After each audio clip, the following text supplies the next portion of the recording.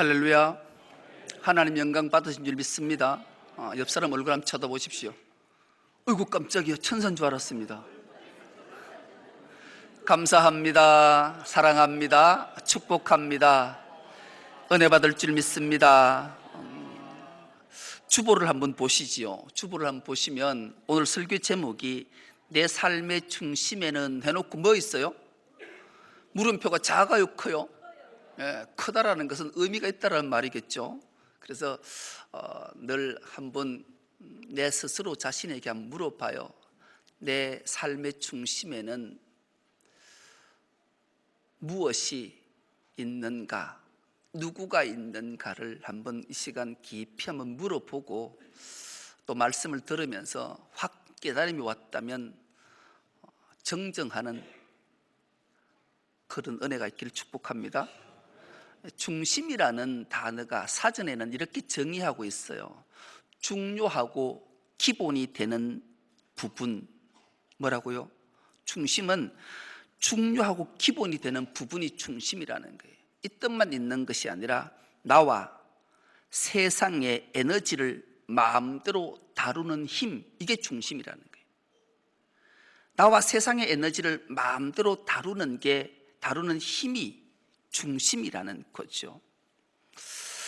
이 중심은 얼마나 중요한가를 여러 방면에서 찾아볼 수가 있는데, 여러분, 속력을 내고 막 달려가는 자동차가 중심을 잃으면 어떻게 될까요? 거친 파도를 막 헤치고 항해하는 배가 중심을 잃어버리면 어떻게 될까요? 엄청난 속도로 하늘을 나는 비행기가 중심을 잃으면 어떻게 될까요? 생각만 해도 끔찍하지 않습니까?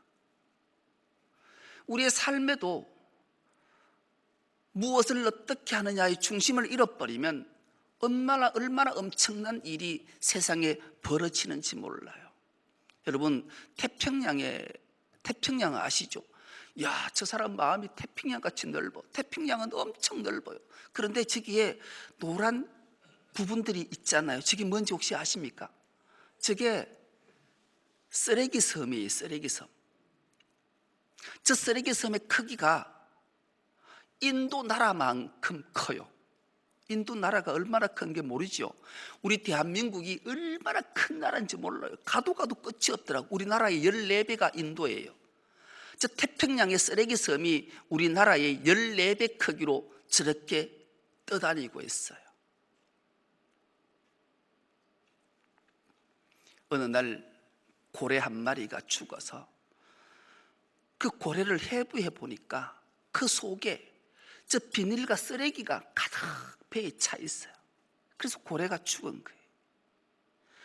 장수의 대명사라고 불리는 바다 거북이가 죽어 있어서 왜 죽었나 봤더니만 저 바다 거북이 코에 프라시드 빨대가 꼽혀 있어요.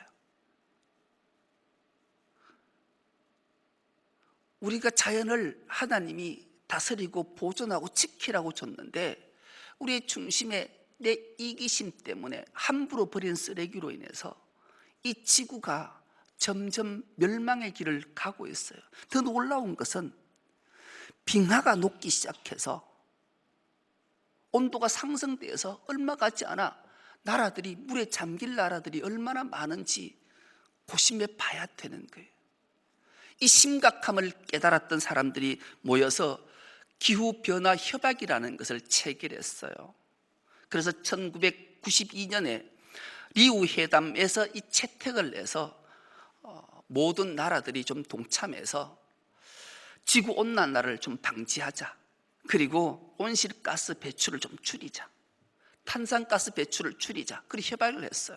그래서 우리나라도 1993년 12월에 47번째로 여기에 가입을 하고 우리가 자동차가 있는 모든 사람은 환경개선 부담금이라는 것을 내게 됐지요. 가장 이런 것들을 많이 배출하는, 오염을 배출하는 온실가스를, 탄산가스를 가장 많이 배출하는 나라 1위가 중국이에요. 2위가 미국이에요. 중국은 그래도 이 협약에 가입을 해서 이 나라를 세계를 지구를 보존하기 위해 돈을 많이 내고 있어요. 2위라는 나라가 미국인데, 이 나라는 1년에 환경 개선 부담금으로 내야 될 돈이 무려 1,000억 달러예요. 1,000억 달러 하면 얼마인지를 잘 모르시는 것 같은데, 우리나라 돈으로 한 120조를 내는 거예요. 그런데 2017년 미국의 트럼프라는 자가 대통령이 당선되고 이 협약에서 탈퇴를 해버렸어요. 그래서 전 세계가 놀라서 불안에 떠는 거예요. 어떡하지? 그래도 들은 척도 안 한 거예요. 미국만 잘 살면 되고 이 경제만 부흥하면 우리만 잘 살면 되지, 세계 누구가 환경 때문에 침몰하든 죽든 무슨 상관이 있냐. 집단 이기주의 때문에 온 세계가 불안과 초조에 떨고 있는 거예요. 자연을 보존하고 다스리라 했지 함부로 해파하고 파괴하라는 것이 주님의 뜻이 아니에요. 여러분, 하나님은 자기 중심적 삶을 사는 것은 죄라 명명하고 있는데 주목해 봐야 돼요. 전 세계가 지금 불안과 초조에 떨잖아요. 코로나 바이러스 때문에. 저는 오늘 우리 교회에 예배하러 오면서 모든 사람이 마스크를 쓰고 앉아 있을 거라 상상을 했는데 이 상상이 빗나갔어요. 지금도 한 분, 두 분, 세 분만 마스크를 끼고 계시네요. 지금 온통 이불 때문에 이 무슨 일이겠어요? 자연을 파괴한 거잖아요. 이래서 재앙이 나타난 거예요. 우리가 우리 마음 중심에 자기 이기심과 집단 이기심과 자기 가족, 자기 나라만을 생각하는 그런 이기심이 우리의 마음에 자리 잡을 때 이런 엄청난 재앙은 끊임없이 생겨날 거예요. 오늘 본문의 말씀을 통해서 주님이 우리에게 들려주시는 음성이 있기 때문에 그래요. 하나님께서 에스겔 선지자를 부르셨어요. 이 에스겔은 바벨로니아 나라가 이스라엘을 침공할 때 1차, 2차, 3차 이렇게 침공을 하거든요. 1차에 침공을 해서 좀 똘똘하고 젊은이다, 괜찮다 싶으면 다 잡아서 바벨론 포로로 끌고 갔어요. 그러면 하나님 앞에 천부여 어지없어서 두 손 들고 참회하고 회개하고 하나님 앞에 바로 서고 내 중심의 삶이 아니라 하나님 중심의 삶으로 회개하고 바뀌었으면 얼마나 좋았을까. 그런데 이스라엘 백성들은 그렇지 않았어요. 그래서 바벨론이 2차로 침공을 했어요. 이때 유다 나라를 다스리고 있던 여호야긴 왕과 에스겔이 또 포로가 돼서 잡혀갔어요. 여러분, 포로로 잡혀보신 적이 없으시니까 여러분들은 어떤지를 잘 모르겠지만 우리가 영화를 보거나 보면 이 포로는 정말로 생각만 해도 끔찍하잖아요. 에스겔이 잡혀서 포로로 잡혀있으면 감옥에 갇히면 가장 소망하는 것 딱 하나만 꼽으라면 빨리 풀려나서 집으로 고국으로 돌아가기를 원하지 않겠냐고요. 그러던 어느 날 하나님이 에스겔에게 임하셨어요. 에스겔아, 네가 이스라엘 백성들에게 선포해야 될 것이 있다. 이스라엘 백성이 행한 가증한 일로 인해서 이 나라가 멸망당할 거다. 바벨론이 이 예루살렘 성을 멸망시킬 거야. 이 말을 들었던 에스겔의 심령이 어떠했을까요? 그래서 에스겔이 절박한 마음, 처절한 마음을 안고 이스라엘에게 선포한 말씀이 오늘 본문의 말씀이에요. 왜냐하면 3차 때 비로소 예루살렘 성이 해파가 되고 무너지기 때문에 그런 거예요. 아직은 예루살렘 성은 보존되어 있어요. 평화의 성읍이, 하나님의 임재의 상징이 아주 남아있을 때 이들이 철저하게 자기 중심에서 하나님 중심으로 옮겨가고 회개했다면 하나님이 아마 지켜주셨을 거예요. 오늘도 마찬가지예요. 오늘 우리가 주님은 절제하는 심정으로 말씀하는 거예요. 한국 교회의 위기가 왔지 우리 교회는 위기가 안 왔다고, 우리가 안주해서 되겠냐고요. 우리의 마음 중심에 내 욕구로 가득 차 있는지 하나님으로 가득 차 있는지를 물어봐야 돼요. 그리고 혹여나 내 욕심과 내 욕구로 가득 차 있다면 미련 없이 비워내고 하나님으로 채워지는 은혜가 있길 축복합니다. 그래야 이 모든 것들이 해결되기 때문에 그래요. 에스겔은 그발 강가에서 이 메시지를 전하는 하나님의 말씀을 듣고 에스겔의 심정이 어땠을까요? 저는 설교 준비를 하면서 몇몇 분들이 떠오르더라고요. 하나님, 제발 제게 용기 좀 주십시오. 정말로 직을 걸고 그분 앞에 좀 가서, 권사님, 그래 살면 안 돼요. 멸망당해요. 우리 교회를 힘들게 해요. 왜 자꾸 분열을 일으키세요? 이런 말을 하고 싶은 심령이 있어요. 이 음성이 좀 들렸으면 좋겠어요. 이 말하기가 쉬웠겠냐고요? 쉽겠냐고요? 에스겔은 이스라엘 멸망을 선포하라는 가정한 일들로 예루살렘이 멸망할 거라는 것을 들은 순간에 이 에스겔이 얼마나 놀랐던지 혀가 입천장에 붙어서 말을 하지 못했다. 성경은 그렇게 기록해요. 이것뿐만 아니에요. 그가 그 일을 듣고 난 이후에 430일 동안 한 번도 일어나 보지를 못해요. 390일 동안 자로 누워서 이스라엘의 제약을 감당해요. 자로만 누워 있었다니까요. 390일을 1년이 넘게. 그리고 겨우 돌아 눕는가 싶었는데 우로 돌아 누워서 40일을 우로만 누워 있었어요. 그래서 무려 430일 동안 한 번도 일어나 보지를 못하고 누워만 430일 동안 이스라엘 제약을 감당한 거예요. 이 말을 하기 전에, 오늘 이 선포를 하기 전에, 그리고 자기 온몸을 끈으로 칭칭 동여매서 이제는 자로도 우로도 눕지 못하고 그런 고통을 다 당했어요. 그리고 난 이후에 이스라엘 백성들에게 너희의 가증함과 잔악함 때문에 너희 중심에 너희 욕구로 가득 차 있어서 하나님이 이 예루살렘 성을 멸망한대, 그렇게 선포하고 있는 모습이에요. 여러분, 이 예루살렘 성읍이, 예루살렘이 무슨 뜻이에요? 평화의 도성이잖아요. 평화의 도성. 그런데 이 평화의 도성을 오늘 에스겔을 통해서 하나님이 뭐라고 말씀하시는가? 오늘 본문 1절과 2절입니다. 또 여호와의 말씀이 내게 임하여 이르시되 인자야, 내가 심판하려느냐? 이 피 흘린 성읍을 심판하려느냐? 예루살렘 성읍을 피 흘린 성읍이래요. 피 흘린 성읍. 평화의 도성이 피 흘리는 성읍이라니요. 이 말이 되냐고요? 여러분, 피 흘린 성읍이기 때문에 하나님이 이 예루살렘을 멸망시키시겠다 말씀하는 거예요. 그럼 피 흘린 성읍이 도대체 뭘까요? 하나님은 나훔이라는 선지자를 불러서 예언하게 하셨던 내용이 있지요. 그것이 바로 나훔이에요. 나훔은 가장 지구상에 악랄하기로 피 흘리는 데는 일가견이 있는 나라 압수르 니느웨를 멸망시킬 때 나훔을 불러서 말씀하신 거예요. 이 아수르의 수도 니느웨가 어떤 곳인가를 3장 1절은 이렇게 말씀합니다. 화 있을진저 피의 성이여 그 안에는 거짓이 가득하고 포악이 가득하며 탈취가 떠나지 아니하는도다. 여러분, 피의 성읍은 거짓과 포악, 탈취가 가득한 곳을 피의 성읍이다. 하나님이 그렇게 명명한 곳이 아수르 수도 니느웨예요.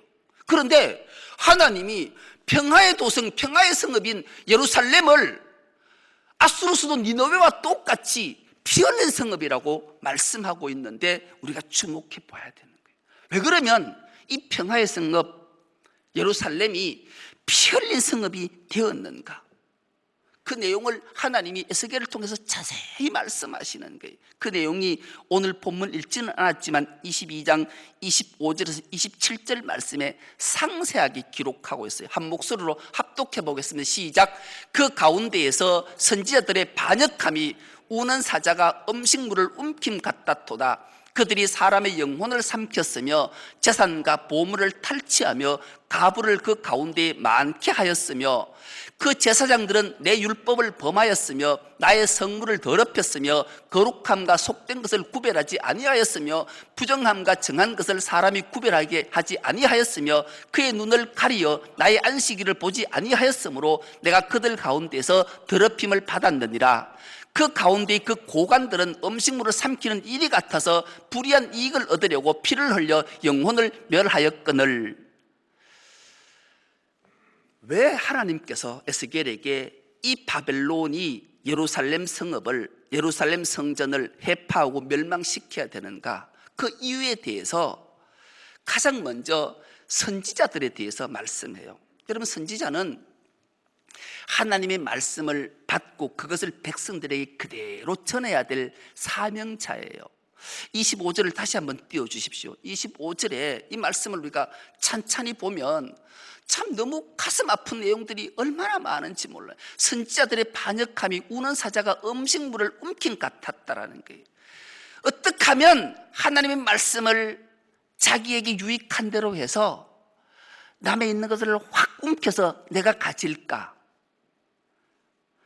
제 영혼이 하나님을 못 바라보게 하고 나를 바라보고 나에게 수종들게 해서 내가 어떻게 하면 군림할까 해서 그 영혼을 삼키고 재산과 보물을 탈취하고 가부를 많게 만들어서 어떻게 하면 남자들이 죽게 만들어서 가부가 많게 할까? 오로지 이 생각만 했다라고 선지자가. 하나님의 말씀을 한마디로 요약하면 하나님의 말씀을 왜곡해서 자기 편한 대로 해석해서 백성들에게 전했다라는 게 얼마나 무서운 일이냐고요. 그러니 어찌 하나님이 이 성읍을 피 흘린 성읍이라고 말씀하지 않겠냐고요. 선지자들은 그렇다 쳐요. 그러면 제사장들은 하나님의 백성들이 죄를 범했을 때 대신 제사를 드려서 그 죄를 사해야 될 제사장들이 어떻게 해야 되는가? 26절입니다. 그의 제사장들은 내 율법을 범하였으며 나의 성물을 더럽혔으며 거룩함과 속된 것을 구별하지 아니하였으며 부정함과 정한 것을 사람이 구별하게 하지 아니하였으며 그의 눈을 가리어 나의 안식일을 보지 아니하였으므로 그들 가운데 더럽힘을 받았다. 이 제사장은 어떻게 하면 자기 배를 불릴까? 어떻게 하면 많은 사람이 제물을 가져와서 제사를 하면 하나님 앞에 형식적으로 드리고 착복해서 내 배를 배부르게 할까? 오직 이 생각만 했다라는 거예요. 안식일을 범하든 그들이 성미를 구별하든 아무 상관없이. 그러니 어찌 하나님이 예루살렘 성읍을 피 흘린 성읍이라고 말씀하지 않겠냐고요. 27절입니다. 지도자들 고관들은 어떻게 했는가? 그 가운데 그 고관들은 음식물을 삼키는 일이 같아서 불의한 이익을 얻으려고 피를 흘려 영혼을 멸했다라는 거예요. 이 고관들 지도자들이 자기의 배를 불려서 사악한 일을 하는 것을 주저함 없이 이리가 핥히고 뜯고 자기 이익을 채우기 위해서, 자기 배를 채우기 위해서 악한 일이란 악한 일은 다 했다라는 거예요. 그러니 하나님이 어찌 이 예루살렘 성읍을 피 흘린 성읍이라고 말씀하시지 않고 그 성읍을 어찌 멸하지 않겠냐고요. 여러분, 이렇게 하면 필연적으로 나타나는 현상이 있어요. 백성들이 뭘 보고 배웠겠어요? 뭘 보고 배웠겠냐고요. 29절에 백성들이 뭘 보고 배웠는지 이렇게 성경은 기록하고 있어요. 이 땅 백성은 포악해져 버렸어요. 선지자가, 제사장이, 고관들이 그런 행동을 하니까, 그러니까 자기들도 강탈을 일삼는 거예요. 어떻게 하면 남의 것 뺏을까 싶어서. 그리고 가난하고 궁핍한 자를 압제하기 시작하는 거예요. 내가 저 사람보다 조금만 나으면, 힘이 있다면 무조건 압제하고 확대하고 막 감당이 안 되게 하는 거예요. 그리고 유대인들은 하나 철두철미하게 지켰던 나그네 한대법조차도 확대하는 것으로 다 부당하게 여겨버리는 거예요. 지도자들이 행동 하나하나, 말 하나하나가 얼마나 큰 영향력을 끼쳤는지. 그래서 예루살렘 성읍에 사는 모든 사람들이 멸망당할 수밖에 없는 이것을 에스겔로 하여금 알게 하라고 말씀하셨던 거예요. 저도 목사로서, 성직자로서 참 부끄럽고 말씀을 전하려면 가슴이 먹먹해요. 과연 난 자격이 있는가? 친구 목사의 말은 늘 나를 찔리게 해요. 저도 한성질 하잖아요. 급하잖아요. 특히 운전할 때마다 왜 이게 절제가 잘 안 되는지 주여 하고 운전을 기도하고 하는데도 누가 확 끼어든다든지 막 함부로 하면 나도 모르게 그렇잖아. 그렇죠? 웃는 사람은 다 해본 경험이 있는 거예요. 근데 친구 목사가 5살 아들 태우고 가다가, 요즘은 그런 일이 없지만 경찰들이 자꾸 교통 단속을 하면 막 화가 나니까 경찰을 보면 저 개 XX 이거 막 얘기를 했다라는 거죠. 그 아들이 늘 들었던 거예요. 그러던 어느 날 차를 몰고 가는 것이 아들을 손잡고 횡단보도를 걷다가 앞에 경찰관이 있는데 딱 아들이 6살, 5살 나는 아들이 경찰관 딱 보는, 아빠 저 개 뭐 있다 이러더라는 거예요. 자기가 화들짝 놀랐다라는 거예요. 아고, 내가 은연중에 말 한마디가, 그래서 얼마나 자기가 부끄러웠던지 그 얘기를 모임에서 하더라고요. 제일 찔렸어요. 제일 찔려. 여러분, 우리가 행동 하나하나, 말 한마디 한마디가 얼마나 큰 영향력을 끼치는지 우리에게 알게 하는 거예요. 그러면서도 선지자나 제사장이나 고관들은 깨닫지 않는 거예요. 참회하지 않는 거예요. 회개하지 않는 거예요. 선지자들은 끊임없이 하나님의 말씀을 받았다면서 백성들에게 걱정하지 마라, 하나님께서 반드시 우리 성민이니까, 택한 백성이니까 하나님이 회복시켜 주실 것이야, 하나님이 내게 이렇게 말씀하셨어, 이렇게 선포하는 거예요. 제사장들은 얼마나 간절히 하나님 앞에 드렸을까요? 하나님, 이 죄를 불쌍히 여겨주십시오. 이 죄를 불쌍히 여겨주시고 하나님의 말씀을 얼마나 절절하게, 그리고 제사 드릴 때마다 더 많은 재물을 가지고 오라, 하나님 앞에 번제 드려야 된다, 화목제물 드려야 된다, 속죄제 드려야 된다, 그렇게 안 했겠냐고요. 고관들은 백성들이 막 불안하고 초조하고 이럴 때 어떻게 평정을 찾게 하려고 얼마나 애썼을까요? 그런데 정작 그 마음 중심을 찬찬히 들여다보는데 그 마음에는 하나님 중심이 아니라 자기 욕구 중심에 가득 차 있었던 거예요. 어떻게 하면 내 배를 좀 불릴 수 있을까? 어떻게 하면 내가 이익이 되고 내가 좀 부자가 될까? 이런 것들로 선지자든 제사장이든 고관들이든 예루살렘 모든 백성들이 다 그렇다라, 그렇게 약탈자가 되고 포악한 자가 되었다라는 거죠. 하나님이 에스겔을 통해서 그 옛날 유다가 멸망당할 때 그 상황을 우리에게 들려주신 이유가 뭘까요? 오늘 우리가 이런 삶을 살고 있다는 것을 말씀하시고 싶은 거예요. 이게 옛날 이야기가 아니라니까요, 이 현실의 얘기예요. 큰 나라든 작은 나라든, 큰 교회든 작은 교회든 다 자기 중심으로 자기 욕구의 충족만 채우기 위해서 욕구 중심으로 살아가고 있는 자들에게 주님이 말씀하시는 거죠.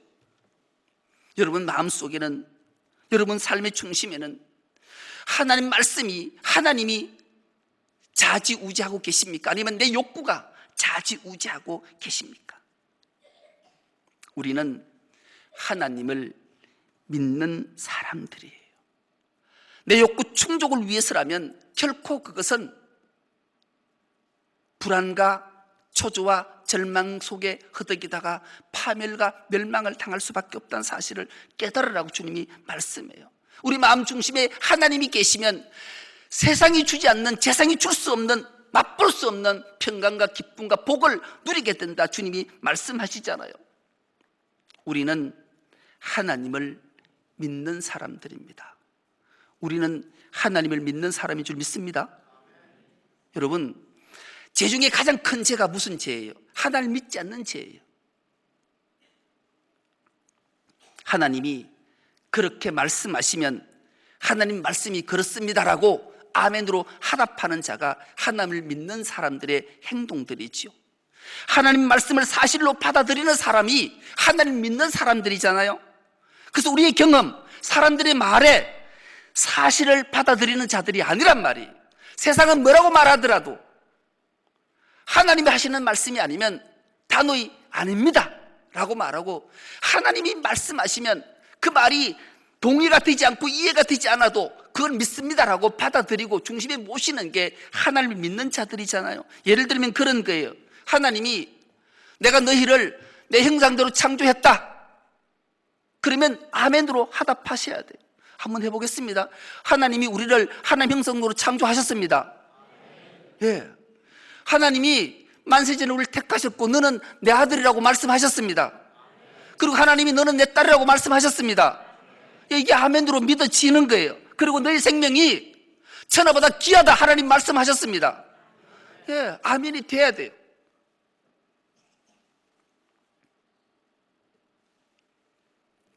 이 말이 아멘으로 안 되고, 그렇기는 한데요, 그렇다고 성경에 기록이 되었는데요, 제가 동의하기는 좀 그러네요. 그렇다면 심각한 거잖아요. 그러면 내 중심에 내 욕구로 차 있는 거예요. 우리나라에 한미준이라는 게 있어요. 한미준, 한국교회의 미래를 전망하고 준비하는 모임이라는 단체가 한미준이 있는데, 이 한미준이 한 5년 터울로 이게 의식 조사를 해요. 신앙생활을 왜 하느냐. 근데 요 근래는 이 조사를 한 게 없더라고요. 찾아보니까 2004년도에 하고 2012년도에 한 것밖에 안 나오더라고요. 여기에 한국교회 미래를 준비하는 모임에서 신앙생활을 왜 하십니까? 이 질문에 2004년도의 답과 2012년의 답이 달라요. 2012년의 답은 마음의 평안을 얻기 위해 내가 신앙생활을 합니다라가 38%로 1위를 차지했어요. 2위는 구원과 영생을 얻기 위해 신앙생활을 합니다. 31%예요. 그리고 복을 받기 위해서, 이게 3위예요. 그런데 8년 전인 2004년에는 1위가 구원과 영생을 얻기 위해서 신앙생활을 합니다가 45%였어요.